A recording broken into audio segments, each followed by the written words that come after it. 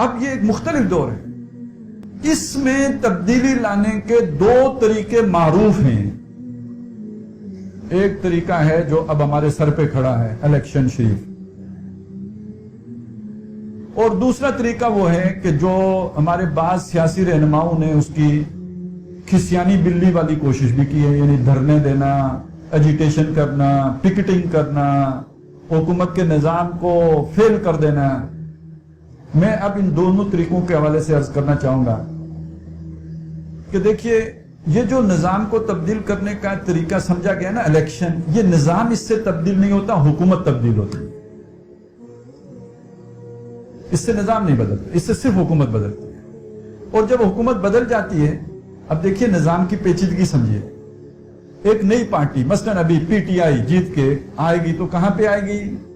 قومی اسمبلی میں آئے گی۔ سینٹ میں کون ہے؟ نون لیگ اور پیپل پارٹی ہے۔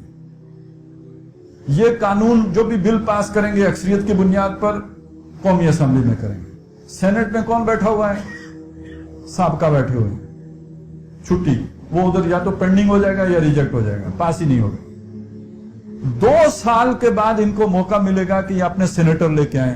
2 سال میں یہ عوام میں بدنام ہو چکے ہوں گے، تو جو کام انہوں نے دھرنے دے کے کیا تھا وہ کام اب اسٹیبلشمنٹ کسی اور سے دھرنے دلوا کے کروا لے گی اور آپ کی چھٹی۔ یہی تو 70 سال سے ہوتا ہے، یہی ہر ایک کے ساتھ ہوا ہے۔ نظام نہیں بدل سکتا۔ یہ تو میں نے پاکستان کی سٹوری سنائی ہے، اب میں آپ کو 1-2 مثالیں اور دے دوں۔ الجزائر میں اسلامک فرنٹ الجزائر میں 86% ووٹیں لے کے آ گیا، ان کو حکومت ہی نہیں دی گئی، مارشل لا لگ گیا۔ مصر کی مثال تو تازہ ترین ہے، مرسی صاحب کہاں بیٹھے ہوئے ہیں؟ جیل میں، وزیر اعظم تھا، صدر جمہوری رستے سے آیا تھا، الیکشن پروسیس سے آیا، لیکن جب اس نے کچھ اصلاحات کرنے کی کوشش کی وہاں بھی دھرنے ہوئے، اور نتیجے میں مرسی صاحب اندر ہیں، سی سی صاحب آ کے بیٹھ گئے، وہاں کہا بھی ہم آپ کی اصلاح کریں گے، جب آپ ٹھیک ہو جائیں گے تو پھر الیکشن کروا لیں۔ تو الیکشن کے ذریعے سے یہ چینج لانے کے لیے نہیں ہوتے، یہ ہاتھ بدلنے کے لیے ہوتے ہیں، یہ چہرے بدلنے کے لیے ہوتے ہیں۔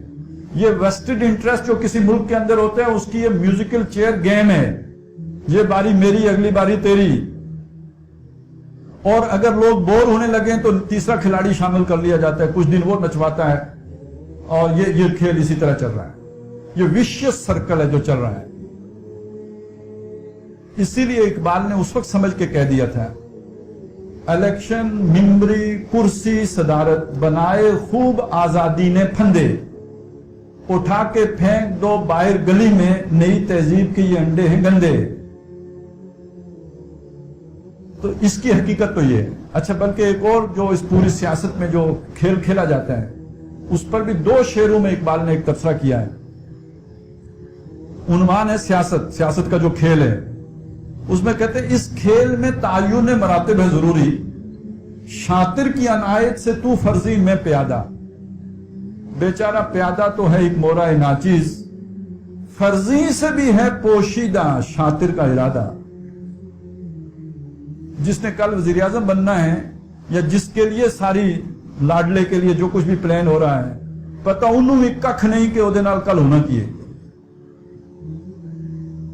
کس کھیل کے لیے اسے چنا گیا یہ اس کو بھی نہیں معلوم۔ اور یہ صرف پاکستان کی بات نہیں ہے، ٹرمپ کو بھی نہیں معلوم، یہ مودی کو بھی نہیں معلوم۔ اس کھیل میں تعین مراتب ہے ضروری، شاطر کی عنایت سے تو فرضی میں پیادہ، بیچارہ پیادہ تو ہے ایک مورائے ناچیز، فرضی سے بھی ہے پوشیدہ شاطر کا ارادہ۔ تو جو بھی شاطر ہے وہ شیطان ہے یا اسٹیبلشمنٹ ہے، جو بھی ہے اس کا ارادہ تو اس کی فرضی کو بھی نہیں مانتا۔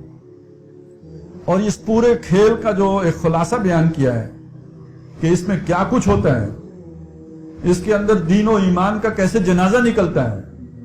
وہ جب شیطان کان پکڑ کے اللہ کے حضور پیش ہوتا ہے تو اللہ سے فریاد کرتا ہے، اقبال کرواتا ہے اس سے فریاد، جمہور کے ابلیس ہیں ارباب سیاست۔ اللہ سے کہہ رہا ہے شیطان ہاتھ جوڑ کر، اے اللہ جمہور کے ابلیس ہیں ارباب سیاست، باقی نہیں میری ضرورت اب تے افلاک۔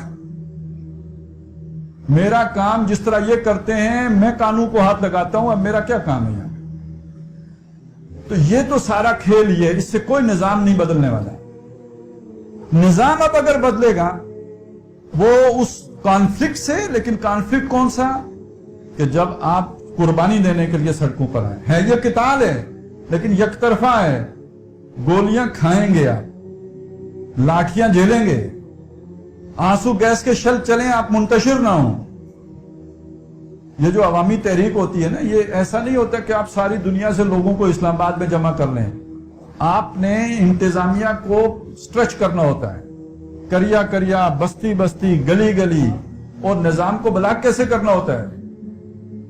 دفعہ 144 لگائیں، آپ نے اتنی گرفتاریاں دے دی کہ اس کے نتیجے میں جیلوں میں جگہ نہیں رہی۔